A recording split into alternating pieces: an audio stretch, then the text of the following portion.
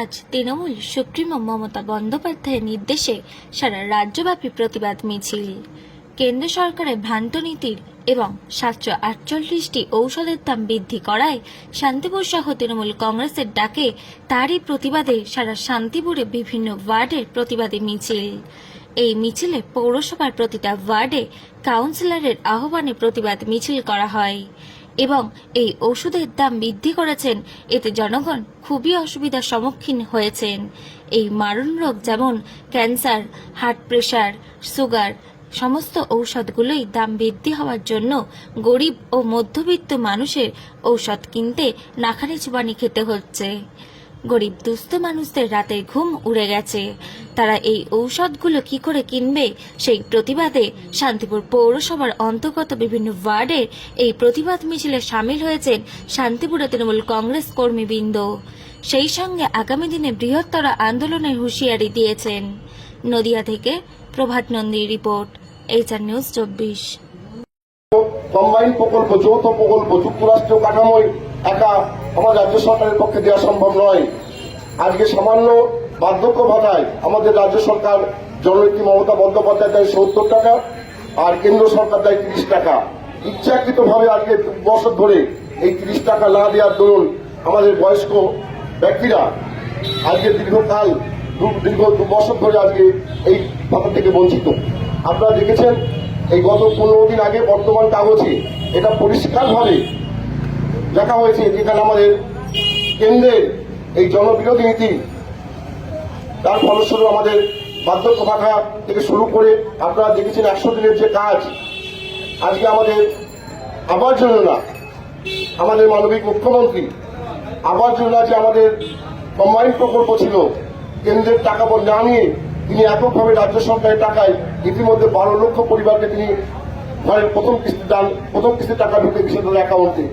এইভাবে কেন্দ্র সরকার একের পর এক শুধু ধর্মের সুবিধে তারা বিভাজনটাই করতে পারে, তারা মানুষের কোনো কল্যাণে কাজে লাগে না। আপনারা দেখেছেন গত লোকসভা নির্বাচনে আমাদের শান্তিপুরের যে নির্বাচন হলো, লোকসভা নির্বাচন, আমরা সবাই মিলে আমাদের লোকসভার প্রার্থী জগন্নাথ সরকারকে অনেক আশা আকাঙ্ক্ষা নিয়ে আমরা তাকে নির্বাচিত করলাম। আজকে 1 বছর অতিক্রম হলো। আপনারা শান্তিপুরে দেখেছেন জগন্নাথ সরকারকে একবারও দেখা যায়, আপনারা ভক্তি ভরে জগন্নাথকে ডাকলো জগন্নাথ দেখা দেবে, কিন্তু এই MP এনার দেখা পাওয়া যাবে না।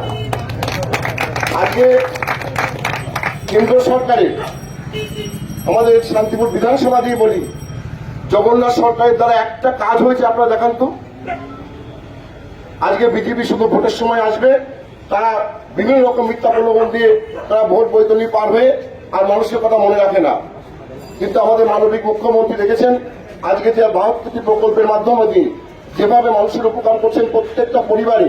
আমি মনে করি মুখ্যমন্ত্রীর 2,000 বা 3,000 বা 4,000 একটা অনুদান আছে। কোন পরিবারে লক্ষ্মী ভান্ডার পাচ্ছে, কোন পরিবারে বয়স্ক ভাতা পাচ্ছে, বিধবা ভাতা পাচ্ছেন, মানবিক ভাতা পাচ্ছেন, কন্যাশ্রী রূপশ্রী থেকে শুরু করে কোন পরিবার আমার মনে হয় কোন জনমুখী প্রকল্প কোন পরিবারে বঞ্চিত আছেন আমার মনে হয় না। আজকে রেশনিং ব্যবস্থা থেকে শুরু করে যেভাবে আমাদের মানবিক মুখ্যমন্ত্রী মানুষের পাশে দাঁড়িয়েছেন, আজকে আমাদের কেন্দ্রের একটা অপর্যাপ্ত সরকার আজকে দেখছেন আজকে আমাদের যে বিক্ষোভ মিছিল, কি জন্য আমাদের নিত্য মানুষের যে প্রয়োজনীয় যে ওষুধ 752 যে ওষুধের দাম, তার মধ্যে সব থেকে ক্যান্সার, আজকে হার্ট অ্যাটাক, আজকে আমাদের সুগার, এই বিভিন্ন রকম ওষুধের দাম যেভাবে বাড়িয়ে দেওয়া হয়েছে, মানুষকে একটা মেরে ফেলার ষড়যন্ত্র। তার জন্য আমাদের জননেত্রী মমতা বন্দ্যোপাধ্যায়ের নির্দেশে সারা রাজ্যব্যাপী বিভিন্ন ব্লক টাউন সর্বত্র সবাইকে একসঙ্গে নিয়ে এই জনবিরোধী নীতির প্রতিবাদ করার জন্য আমাদের এই প্রতিবাদ মিছিল। আর এই প্রতিবাদ মিছিলে আপনাদের অংশগ্রহণের জন্য আমি আরেকবার আন্তরিক কৃতজ্ঞতা অভিনন্দন জানিয়ে আমি আমার সংক্ষিপ্ত বক্তব্য। সরগরম দেশ, সরগরম রাজ্য, ঠিক সেই সময় একটা কমিটি গঠন করলো। হঠাৎ করে ওষুধের যেসব 2 নম্বরী কারখানাগুলো বন্ধ করে দিল, বিরাট উঠোপাটা করলো। সবাই ভাবলো বাহ, নরেন্দ্র মোদী তাহলে ওষুধের কালোবাজারি রুখতে সক্ষম হচ্ছে। আসলে তার প্রধান কাজ ওষুধের কালোবাজারি রোখা ছিল না, তার কাজ ছিল এই ভারতবর্ষে যদি 100% মানুষ থাকে, তার মধ্যে 75% মানুষ গরিব, শ্রমজীবী মেহনতি খেটে খাওয়া মানুষ, তাদের পেটে লাথি মারা ছিল তার প্রধান কাজ। ওই ওষুধের কালোবাজারি বন্ধ করার নাম করে তিনি ওষুধের ওপর জিএসটি চাপিয়ে তিনি এবার সেই কালোবাজারি নিয়ে তিনি নিজে কালোবাজারি করতে লাগলেন।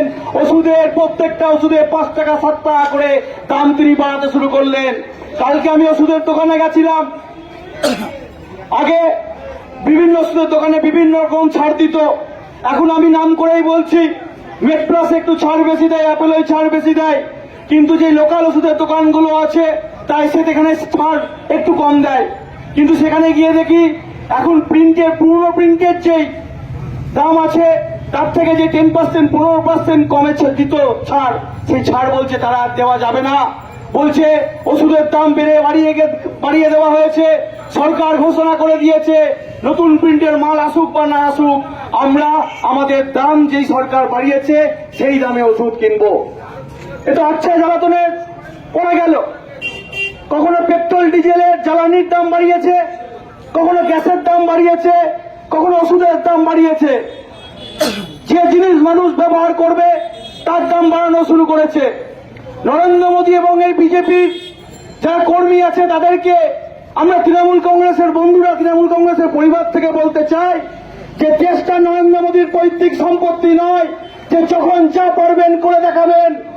আমাদের মমতা বন্দ্যোপাধ্যায় এখনো রয়েছেন বাংলার ক্ষমতায়, শুধু বাংলার ক্ষমতায় নয়, আপনারা মহারাষ্ট্রে জোর করে ভুয়ো ভোটাধিকার প্রয়োগ করে ক্ষমতা দখল করতে পারেন, আপনারা দিল্লিতে ক্ষমতায় আসতে পারেন, কিন্তু 2019 থেকে 2024 অব্দি যত নির্বাচন হয়েছে আপনার ওই মোদী সহ যতবার এসেছে বাংলার মানুষ ততবার মমতা বন্দ্যোপাধ্যায়কে আশীর্বাদ করেছে নির্বাচনের মধ্য দিয়ে।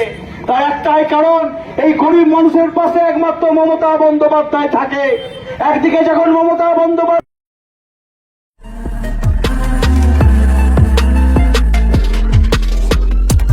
নমস্কার, আপনারা দেখছেন HR নিউজ 24, সত্যের লক্ষ্যে মানুষের পাশে।